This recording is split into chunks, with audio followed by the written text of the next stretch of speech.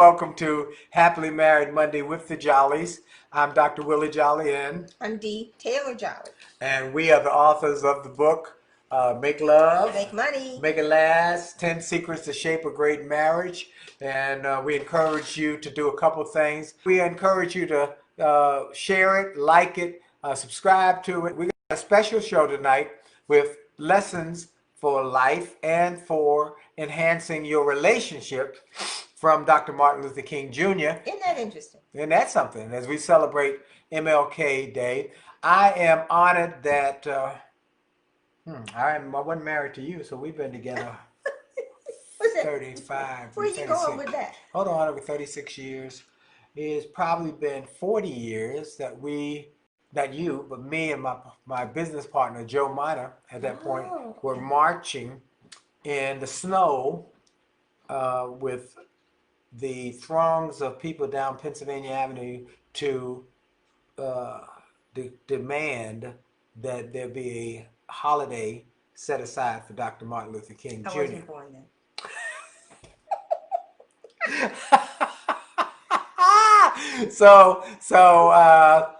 Anyway, Joe and I marched. I'll never forget that day. It was snowing. It was cold, but we were committed to that endeavor. And so we were able to march. And thank God today we celebrate the birthday of Dr. Martin Luther King, a man who really did love people. He was civil rights, but he was a human rights. He wanted people to be treated wonderfully. Greg and Linda are here. Welcome. Are y'all now? Last time y'all were with us, you were in Florida. One day you were in the one part of Florida, the next day you were somewhere else, Florida, Dominican Republic. Who knows where y'all are? So welcome to y'all from West Virginia, maybe this time. Then people are joining us from Instagram, and so we're here today to talk about marriage and relationship lessons that can enhance your marriage from the principles of Dr. Ideas from Dr. King. Dr. King. But before we do that, so we're going to do two things this evening, slightly different. I asked Willie if he would give us a summary of the presentation that he gave to the Charles County NAACP 36th annual Martin Luther King Day breakfast. And I thought it was so compelling. I said, you need to share that with our community this evening. Just an abbreviated version, but it's kind of like the marching orders as to what we should be doing, what we need to be encouraged to do, and really what we have to do to move forward through everything that we're going through. And then I'll end with the dose of D and provide some of the quotes and principles and how it relates to couples. And then I have the answer for, was it Terrence about suggestions for how to listen better. How about that? Yeah, she's a cutie pie. So I'm gonna move to the side so y'all just don't watch me look at him for the next like 10 15 minutes. She is such a cutie pie, and I love her. You're out of the IG lesson, but you're all right. You stay. It's just cute. I love her, and she's, for those IG people, she's right here, and for everybody else, you can see a little bit of her. I spoke this morning for the NAACP's annual prayer breakfast, obviously through Zoom. It was the first time they were able to, or had to do it through Zoom, and I mean, I was historic. I created a new opportunity, but I talked about a couple things that have impacted my life with Dr. King, and I think will have an impact on you as I share these lessons. Dr. King taught us more than what we typically look at. On my XM show, I always look for the pearls that are not quite as obvious. His quotes, his speeches, his writings were so profound. But there's some things that you might not have known about Dr. King. One of them was that he had courage. He had a deep well of courage that I've always been impressed with. But I was specifically impacted by his courage when I had breakfast with Dee, and I had breakfast back around 2012. It must have been 2012 or so, in New York City. Mm-hmm. A friend of ours, Lorena Rostick, was the manager for Reverend Dr. Eugene Callender. Now, Dr. Callender was a pastor of one of the biggest Presbyterian churches. He was African American. He was not only a doctorate of theology, he also had a law degree. And Dr. Callender was a advocate, a activist in Harlem for human rights, civil rights, and pastored this big church.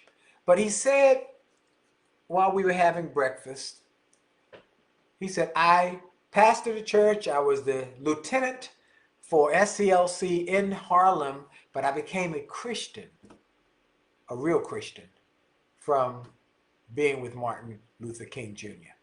He said, not only did he consistently have the character that he spoke about, but he had the courage. He said, we would go to these southern campaigns, whether it's Birmingham, whether it's Selma, or whether it's any of those places.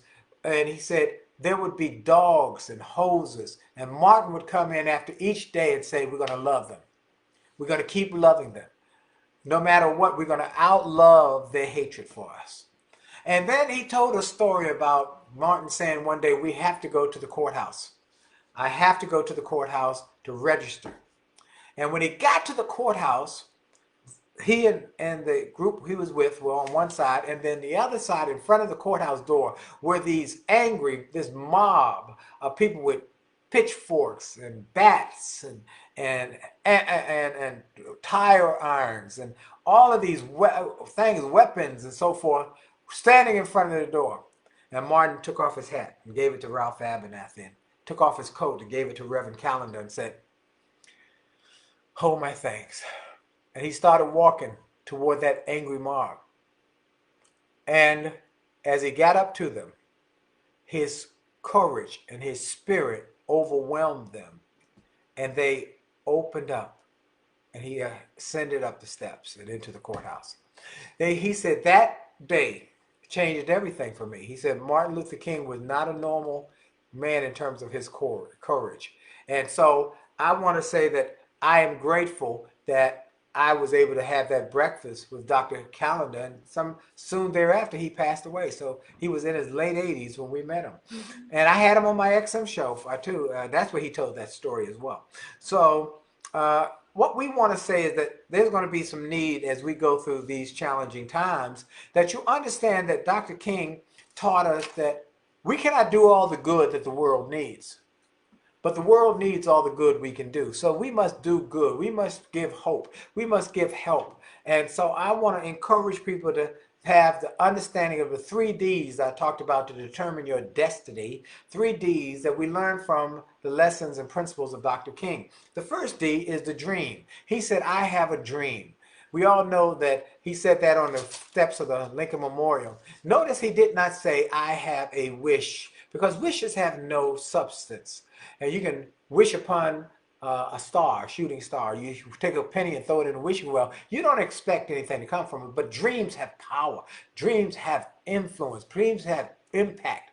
This morning I used the analogy of Kamala Harris, who will be inaugurated on Wednesday as the vice president, first African American.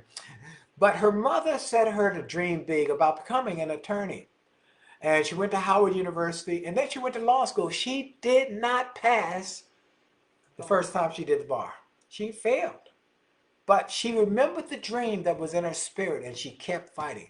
And she passed it the next time and went on to become the Attorney General for the state of California. She talks about the dreams that her parents had for her and how they instilled that dream in her. So I am grateful for that message. Next. Dream. Then you got to decide. Decision is taken from the Greek word to cut.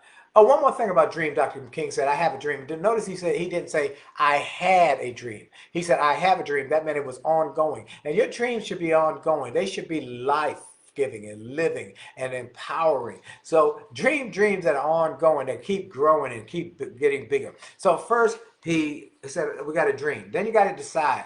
And one of the things Dr. King talked about with deciding was you got to decide to stay away from the negative, from the things that will disturb you.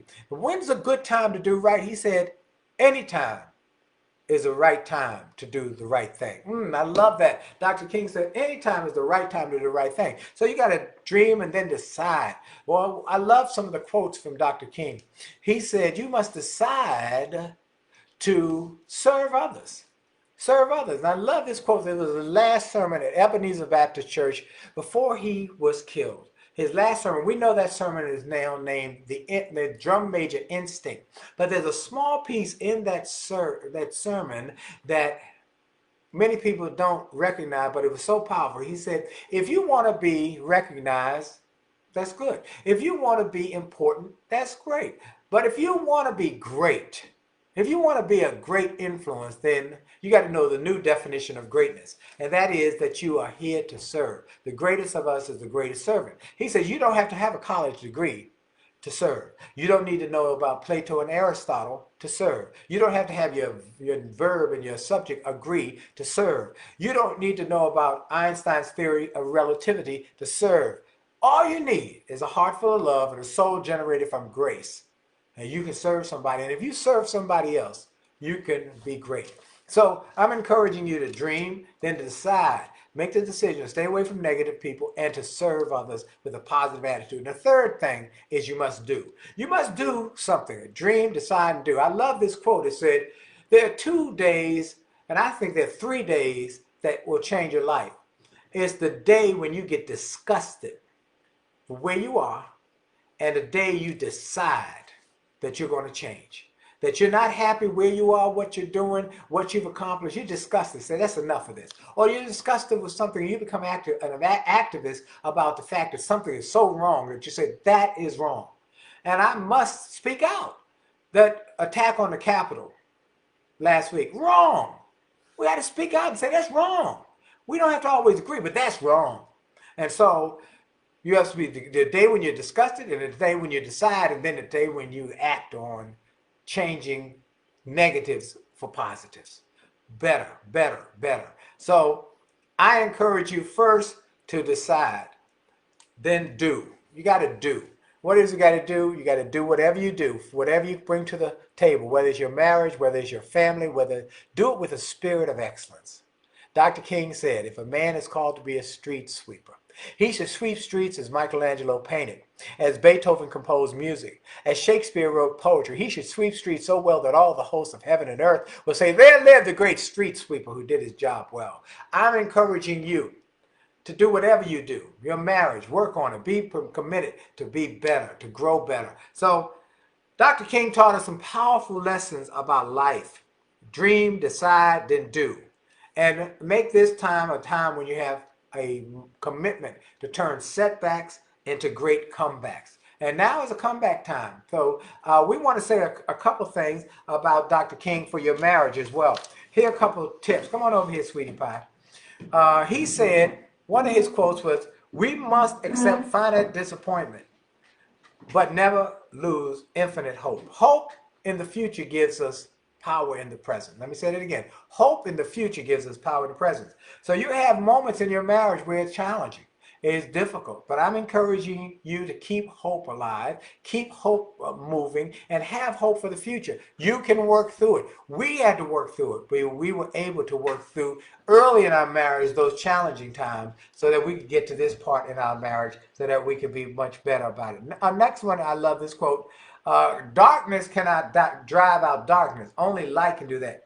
Hate cannot drive out hate. Only love can do that. So we got to love our partners through the dark times, through the tough times, through the difficult times. Am I right? Come on, sweetie. Come, go closer. You're so cute. You know, she is a cutie pie. I'm going to keep her. I decided I'm going to keep her. You get all kinds of rewards for saying things like that. Let me say that this information, we did not create it, and it comes from a website that you might find very helpful, and it's called BMWK. BMWK, which stands for Black and Married with Kids. My hubby found that site. Yeah. And it's talking about the quotes and how it applies to marriage. And this article was written by Tia Cunningham Sumter. I think that's who wrote it. Anyway, I'm going to give you one more, then I'm going to give you a dose of D. Said, forgiveness is not an occasional act. It is a permanent attitude. And you know what? Rodney Ellis said something very similar when I interviewed him. He said, and some of you who stay on often remember this quote: marriage is God's way of ridding ourselves of our inherent natural selfishness. Marriage is a never-ending series of compromises. And I believe that's true. So this quote, that we must see forgiveness is not once in a while. It's ongoing. It's ongoing. We got to forgive each other. You know, there time when she'll say something to me and I say, you hurt my feelings. That is so seldom. That's rare. It's very rare. I mean, it's very rare, but I'll say, you hurt my feelings. And she'll say, but just okay. because he wants more attention. She'll say, but okay. that is seldom. It's very seldom. I'd say once a week. Nah, I was going to say once a year, but I had to give you a little bit. I'm always working on how I can influence you. Yes, you are. So if I'm working on how I can positively influence you, then it is not in my best interest to hurt your feelings. No, she did once a year, maybe once every 2 years. I'll say that. And same with me. She'll say, you know, you hurt my feelings about because something. I'm working at making you happy. Because if I make you happy, then I'm happy. Yeah, we you work make on me happy. We work on making each other happy. We really do. We are trying to work on being better. Even though we got a really great relationship, we cuddle every night.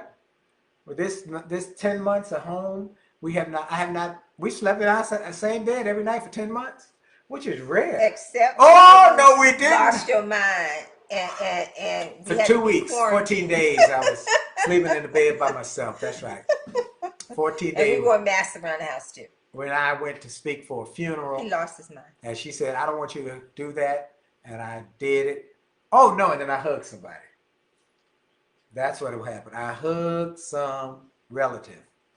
And that was a bit much. That was too much for her. She said, shut it down. She went to another room. So, but other than that, we've been together for 10 months in the same house, and we have just enjoyed it. This is rare. I'm not sleeping in a hotel room somewhere. I like it. I like it a lot. I like it this way. I like you're doing Zoom. I like you're speaking virtually. I like the fact that I can do everything inside of the house and never have to go out. I haven't quite mastered the delivery of groceries yet. So he took me out today and I added my face shield, 2 masks, and I'm getting ready to get a hazmat suit. He stays in the car and we go from, what am I getting from here? What am I getting from here? Because I cannot let him out because he's a bit over the top still. And he is too drawn to people. People are drawn to him. They'll see me. I'll say something. They say, I know your voice. I know your voice from the radio. So we have a plan. He's been very, very good at following the plan. That's true. Yes. Yes. So welcome everybody. We know people are joining in off from Greg Walker. Hey, thank you, Greg, for having me on Clubhouse today. I was on Clubhouse with Les Brown, DeWad, Sanders, Sherry Elliott, Joshua from California. Hey, man. Tanya Brown, Linda and Greg Kazera. And then we got people on IG, Miss Two Taylor, Miss Lady 1966, Jenna Love, 84. We got a lot of folks joining in, so I can't do that because that looks bad. There you go. Scope. Hey, we got lots of folks too. So join us, and remember that we want to make sure you know that you can get a free chapter from the marriage book, which is on communication, which is the primary challenge that couples have. The biggest chapter is communication. The biggest challenge is communication. We give that chapter away free, and then you can buy the book and the whole communication as relates to sex and money. Yeah. So buy the book and get the package. Get the whole package. We've had a number of people buy it just this week. You get 2 books with the package, 2 workbooks. And in preparation, Valentine's Day is coming up. Yeah, coming up. Okay. 2 books, 2 workbooks, audio book, and a CD seminar. So I'm gonna throw it to a dose of D. Okay. Because last few weeks she had not been able to get her dose of D. I want to respond to a question that was raised about what my recommendations were for if you want to improve your listening, right? Yes. And if you want to improve your listening, and actually, I thought it was going to be easy, but I have so many books and things that I've read. It's like, it can be too convoluted. So I came up with, here's my short list. How to win friends and influence people. And you say, well, why would you say that? How to Win Friends and Influence People by Dale Carnegie, who died in 1995. Huh? Because when you want to win friends, you want to influence people, you've got to listen. Wow. And it talks about the psychology of why that is so important, of developing people who will want to be in your circle. And that's How to Win Friends and Influence People by Dale Carnegie. And you can actually get it on audio. And I think it's like $11 to download. Okay. For audio. So that's one of the ways to listen. Okay, now get to what you really want to talk about. I'm shocked. This is what I'm doing. Okay, all right. And then the next one, the second one that I would recommend is The Lost Art of Listening, which is more pragmatic. This is how and this is why. So How to Win Friends and Influence People is really the psychology as to why you want to do it. And The Lost Art of Listening, who is by Michael Nichols, really zeroes in the mechanics. Okay. So I stress the why you want to do it before the mechanics, because you can learn the mechanics and just attempt to manipulate. And if your heart isn't in it, then you really don't need to do it, because people will know when you're lying and when you really don't care. Okay. All right. Then there's a current one, 3. And then there's a current one that I actually have. And it's The Coaching Habit. Say less, ask more, and change the way you lead forever. It was originally, I actually have the book. Wow. Actually, I have all of them. But this is the latest one that I actually got. And while its focus is more for someone who's in the coaching space, it forces you to lean in and listen, because you can't help somebody if you don't have the capacity to listen intently. So it's teaching you skills and the why of how you should be listening. So those are the 3 books. Amen. Godly 3. Okay. Okay. And then you were going to say what else I want to talk about? Yeah. Because she always got some detailed research about some financial issue. Did we tell y'all we set out? We hit our goal. One of our goals for Christmas was to get our will and our trust. Will and our trust, with a mindset and a trust of creating a legacy, so that in 2121, 100 years from now, some child will be able to be impacted by what we have put in that trust to allow them to go to college. And the next thing is to now work at funding the trust. And we actually have an appointment, well, I think the 29th, the last Friday of this month, via Zoom, to get a plan. No, to give us the instructions for how you fund it, what needs to be retitled. Okay, so this is a process. But my financial dose of D is simply this: a disaster is going to happen again.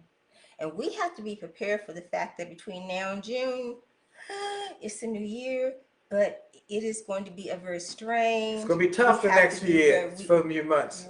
We need to be very focused. And diligent. We need to save every dollar that we can. Yep. So you cannot invest if you don't have anything saved. Right.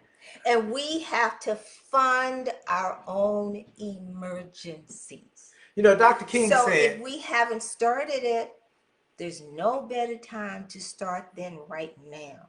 And what's an emergency fund? Let me get this thought. Dr. King said there'll be difficult days ahead. And we want to make sure you understand. She said that. I don't want her to gloss over that. There are going to be some difficult days. Even though we've got a new administration, there's some hopefulness. First difficult day, we're in prayer for everybody to get through Wednesday. Yeah. Okay. That's right. And then we won't forget that the radicalization did not happen overnight. Yes. So the change in the mind and the hearts of people, not going to change overnight. So we have to prepare for difficult days ahead. But at least there is some light. Yes. So the ongoing mantra, save, then you can invest. You can't invest anything with the market. It's going up for some people and down for people who don't even have jobs. But you can't invest if you have not saved. And you must be able to fund your own emergency. And I have to say, one of my favorite people, Susie Orman, Chris Hogan, Dave Ramsey, all these different people who were talking about saving and financing. And Susie Orman said, who's been in this finance business for like 30 some years, she said, I was expecting, everybody was expecting that 2021 was going to be better. It's different.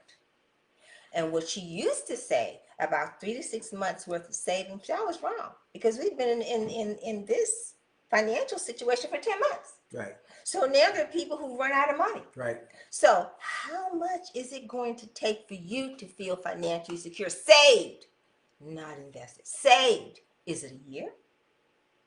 Is it 2 years? My jaw dropped to the floor when one young lady called in. She said she was 34 years old. She was, whatever she was doing, she wanted to change jobs and do something that she loved because she wanted to teach. The teaching didn't pay as much, but she wanted to know how well off she needed to be. And she had saved at 34 years old $100,000 savings. Wow. I was like, what? She had what is your number that you have to have saved? Not your retirement.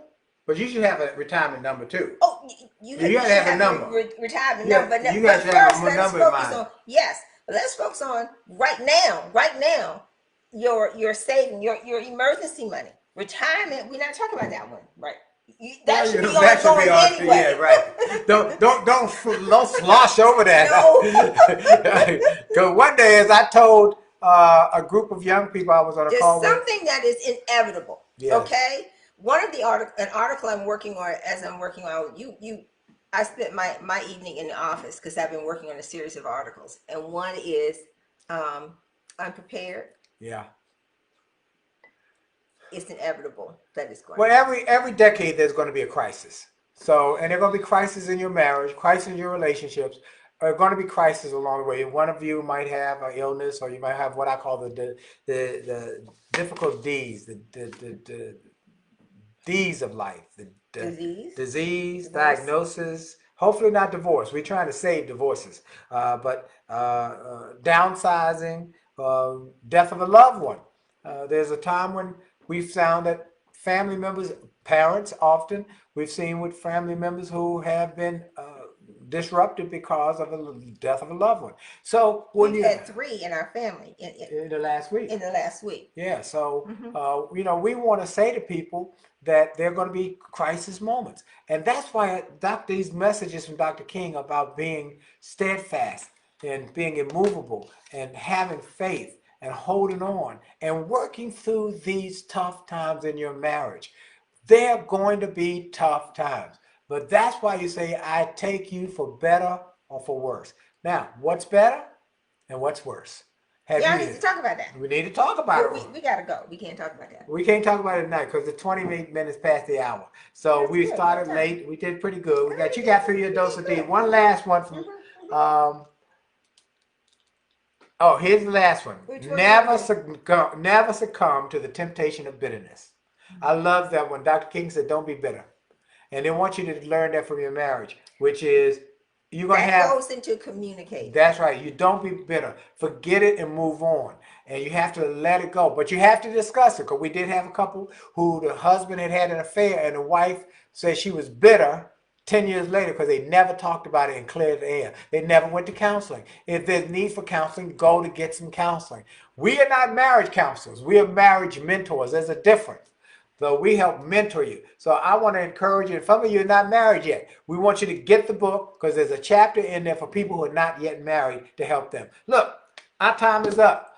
I want to thank you for your time. We'll hopefully see you, God willing. The creek don't rise. We'll be here next Monday night, 9 o'clock. Tell Lottie Dottie and everybody, go to jollymarriage.com, jollymarriage.com, and let us know also how you like. We're planning on changing the name. Let us know what you think about changing the name. You're welcome. Thank you, Helen Yago. Thank you so much. You're welcome. Mark Stevens. Good. So here's the name we're thinking about.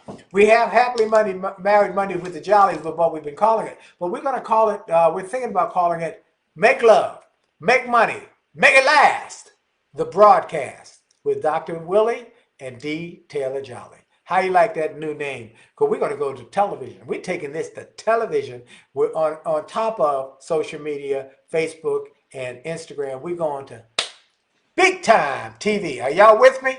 Let's go with it. We out. Jolly out. Jolly out. God bless y'all. Good night.